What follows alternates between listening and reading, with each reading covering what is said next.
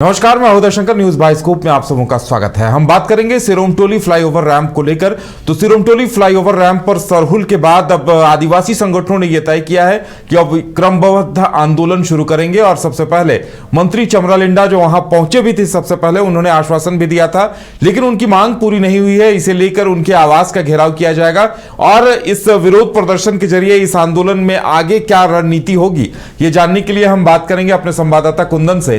कुंदन, आज आपने दौरा किया था वहां का, देखिए एक तरफ तमाम आदिवासी संगठन एक बार फिर आंदोलन की रणनीति तैयार कर रहे हैं, क्या कुछ है इसके मायने और क्या योजना है? बिल्कुल उदय, देखिए पिछले तकरीबन 3 महीने से यह घटनाक्रम चला आ रहा है कि सिरोमटोली फ्लाईओवर का जो रैंप है उसका विवाद जो है सुलझ नहीं पा रहा है और दिन प्रतिदिन देखने को मिल रहा है कि गुत्थी जो है उलझते हुए ही दिखाई दे रही है। लिहाजा जो है विभिन्न आदिवासी संगठनों के द्वारा जो है इसका विरोधाभास देखने को मिल रहा है। अब जो है चूंकि विगत अगर सरहुल की बात करें तो सभी लोगों ने देखा कि किस तरीके से विरोध प्रदर्शन दर्ज किया गया था। अब जो है नया अपडेट यह निकल कर आया है कि 12 अप्रैल को मंत्री चमरालिंडा का जो आवास है उसके घेराव की तैयारी जो है आदिवासी संगठनों के द्वारा किया जा रहा है। क्योंकि रैंप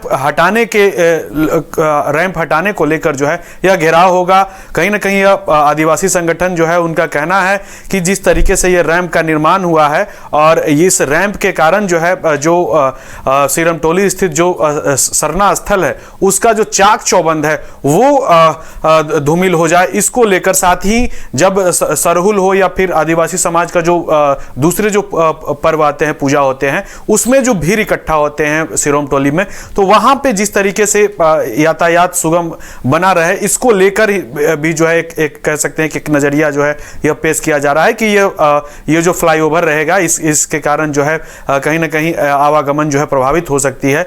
तो ये तमाम जो बातें हैं इसको लेकर और लगातार, हालांकि पूर्व में अगर घटनाक्रम पे अगर प्रकाश डाले तो देखा गया कि मुख्यमंत्री से भी मुलाकात जो है कुछ आदिवासी संगठन के द्वारा किया गया।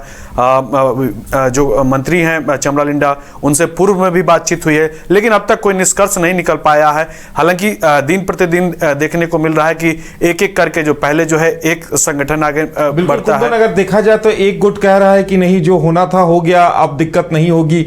वहीं आदिवासी संगठन ये कह रहे हैं, देखिए अगर विकल्प तलाशा जाए तो एक विकल्प तो ये हो सकता था कि उस फ्लाईओवर को आगे बढ़ा दिया जाए ताकि वहां पिलर्स हों, या फिर अब देखिए रैंप को छोटा करने से समाधान नहीं होगा क्योंकि चढ़ाई बहुत ज्यादा हो जाएगी। तो ऐसे में सरकार के सामने मजबूरी ये होगी कि पूरा बजट फिर से बनाकर पिलर्स और बढ़ाए जाएं। लेकिन सवाल ये आता है उदय कि आखिर ये मॉब है और इस मॉब को संभालना सबके बस का चीज नहीं है। आप जानते हैं पॉलिटिक्स भी इसमें बहुत ज्यादा सर चढ़ के हो रहे हैं और जैसा कि जो डीपीआर बनता है उसका पूरा प्रारूप जो है पहले से ही सब कुछ तैयार किया जाता है।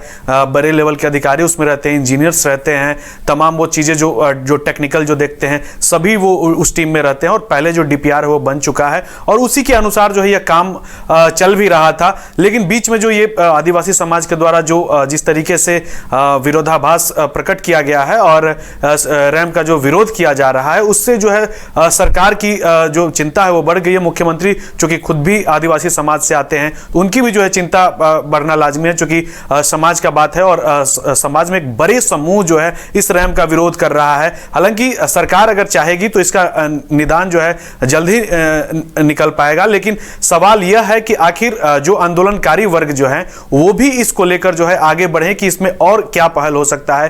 क्योंकि जो डीपीआर बना था उसका वो पहले का जो डीपीआर और अब जो है नए सिरे से क्या कुछ हो सकता है, उसमें आंदोलनकारी बैठे, सरकार के अधिकारी बैठे, सरकार की जो ये जो आदिवासी संगठन है उनकी क्या मांग है, वो क्या तर्क दे रहे हैं या फिर क्या इसका समाधान बता रहे हैं? जैसा कि पूर्व में भी बातचीत जो हुई है उदय, उसमें सीधे तौर पे उनका कहना है कि ये जो रैंप है ये रैंप को हटा दिया जाए।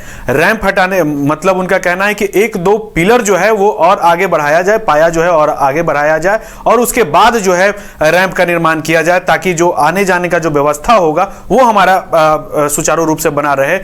रैंप का जो है वो लोग विरोध कर रहे हैं। वो चाहते हैं कि पिलर और आगे तक आए ताकि वहां ज्यादा चौड़ा जगह मिल जाए उन्हें। बिल्कुल बिल्कुल उदय, जो तो वो सबसे महत्वपूर्ण है कि जो पिलर जो बनाए जाएंगे, पाया जो निर्माण होगा, उससे जो मुख्य प्रवेश द्वार जो है सरना स्थल का, वहां पे आने जाने के लिए उन लोगों को जो है आसान हो जाएगा। क्योंकि सरहुल की जो भीड़ है वो आप भी देखे, हमारे दर्शक भी देखे, हम सभी लोगों ने देखा कि क्या स्तर रहता है भीड़ का।